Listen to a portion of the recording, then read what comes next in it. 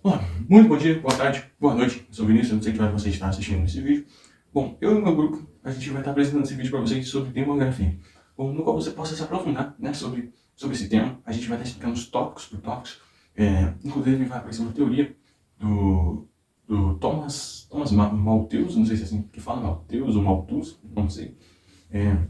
E ele vai estar explicando a sua forma de pensar, né, a sua teoria. Então, fica a gente, o tema é demografia, vocês vão gostar. Então, eu vou estar aparecendo aqui, depois, no meio do vídeo, eu acho, e no final, com vocês, tá? Encerrando o vídeo com vocês. Então, é isso. Deixa o like, comenta se você gostou. E é isso aí. Até daqui a pouco. Bom, eu, Vinícius, aqui de novo. Então, vou começar o tema. Já dar um rumo para vocês. Então, eu já vou começar aqui, tá? Então, vamos lá. A relação entre população, recursos naturais e poder territorializado é um aspecto central da história da humanidade. Desde os primórdios, a sociedade vem competindo pelo acesso e controle dos recursos disponíveis em seus territórios, mudando não apenas dinâmicas internas, mas também relações entre nações. Essas interações são complexas e multifacetadas, influenciando a distribuição de riquezas e até conflitos geopolíticos em larga escala.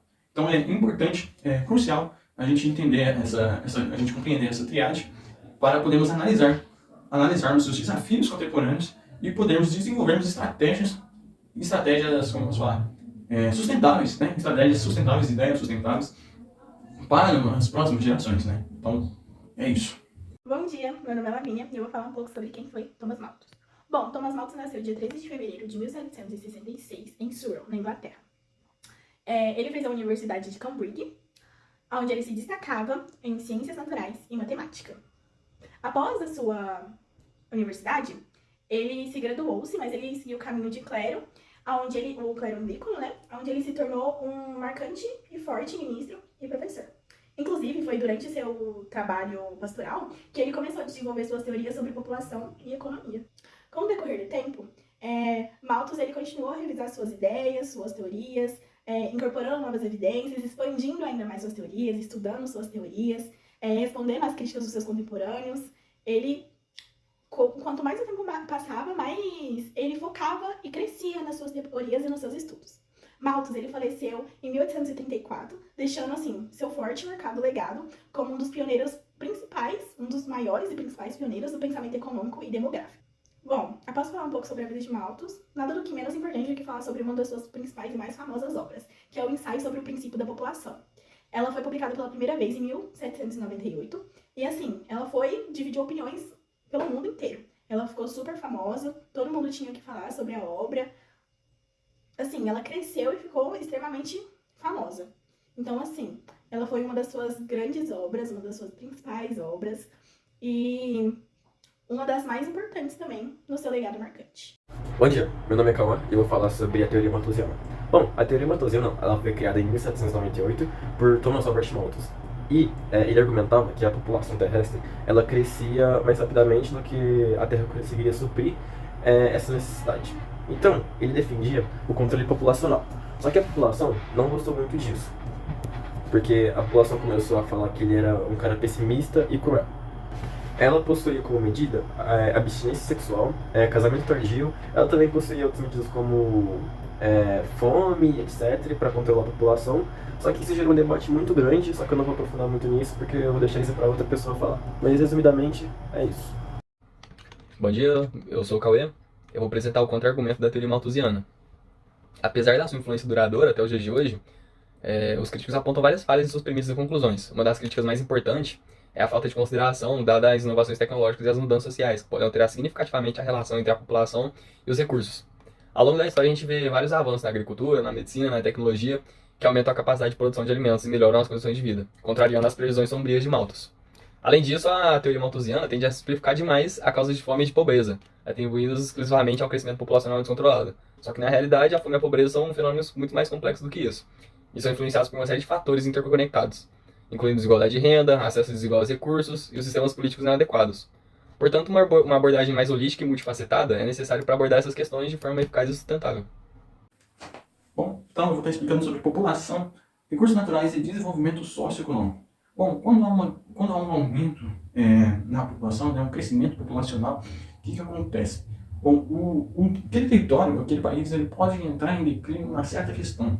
Se tiver um grande crescimento populacional e o consumo ser alto, né, logo os recursos naturais ali vão entrar em escassez. Mas também a gente tem que lembrar que há um ponto muito bom nisso, quando há grande produção desses recursos. Então, aí, quando tiver esse grande crescimento populacional, também vai ter uma grande produção. Mas a gente também não deve esquecer que não é só os recursos, a quantidade de recursos, né? A quantidade de recursos, mas também como é distribuído, né? Esses recursos para a população. Esses recursos estão sendo distribuídos, muitas das vezes, de forma desigual, causando aí empobrecimento na população, as pessoas entrando em total pobreza, né? Então, assim, a gente deve pensar em soluções, como eu posso falar, em estratégias socioeconômicas para a gente preparar as próximas gerações, né? Para a gente já ter em mente o que as próximas gerações vão fazer, já pensar nisso, né? Certo? Obrigado. Boa tarde, galera. Meu nome é Jefferson e eu vou tentar explicar isso de uma maneira bem simples aqui pra vocês, tá? Ao longo dos séculos, o controle dos recursos naturais tem sido uma pedra angular do poder, tanto em níveis locais como globais, desde terras férteis até minerais preciosos e fontes de água potável. E o domínio sobre esses recursos tem sido uma fonte primordial do poder político e econômico. Esse controle não apenas ele moldou a relação entre nações, mas também ele tem sido fundamental para a estruturação da sociedade e na distribuição das riquezas.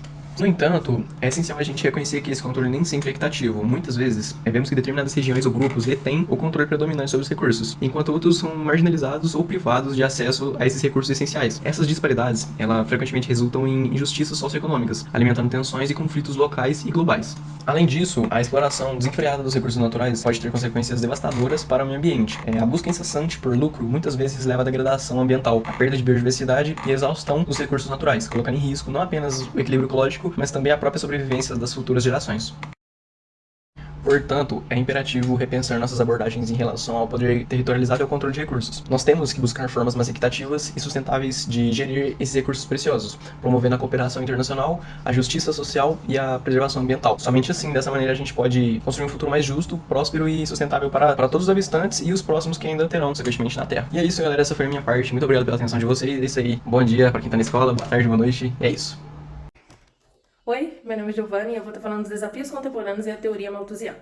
Nos dias de hoje, enfrentamos uma série de desafios globais que ecoam as preocupações levantadas por Malthus. As mudanças climáticas, a degradação ambiental e a escassez de recursos naturais representam ameaças significativas à segurança alimentar, à saúde pública e à instabilidade geopolítica. Embora a teoria malthusiana possa oferecer ideias valiosas sobre os limites de crescimento populacional, é importante reconhecer suas limitações em face da complexidade dos desafios contemporâneos. Políticas de controle populacional baseadas exclusivamente na ideia de restrição demográfica podem ignorar as causas subjacentes da desigualdade e da insustentabilidade, bem como os direitos humanos e a autonomia reprodutiva. Uma abordagem supratemporal nos permite analisar padrões ao longo da história e identificar lições aprendidas que podem nos orientar na busca para solucionar desafios contemporâneos. Ao estudar o crescimento de ciclos populacionais, crise de recursos e mudanças socioeconômicas ao longo do século, podemos desenvolver uma compreensão nas profundas dinâmicas complexas que mudam o nosso mundo. No entanto, é importante evitar determinismo histórico e reconhecer a singularidade de cada contexto histórico e cultural. Adaptamos as abordagens nas necessidades específicas de cada comunidade e região. Oi de novo, eu vou estar falando agora das estratégias de abordagem e as soluções sustentáveis. Diante dos desafios apresentados pela teoria malthusiana e pelas realidades contemporâneas, é imperativo adotarmos abordagens integradas e soluções sustentáveis. Isso inclui investimentos em educação, saúde e planejamento familiar, visando capacitar indivíduos e comunidades a tomar decisões informadas sobre sua reprodução. Além disso, devemos promover práticas agrícolas sustentáveis, proteger os ecossistemas naturais e fortalecer instituições para garantir uma distribuição equitativa e justa dos recursos. Ao priorizarmos a sustentabilidade ambiental e a justiça social, podemos construir um futuro mais resiliente e inclusivo para todos os habitantes do nosso planeta.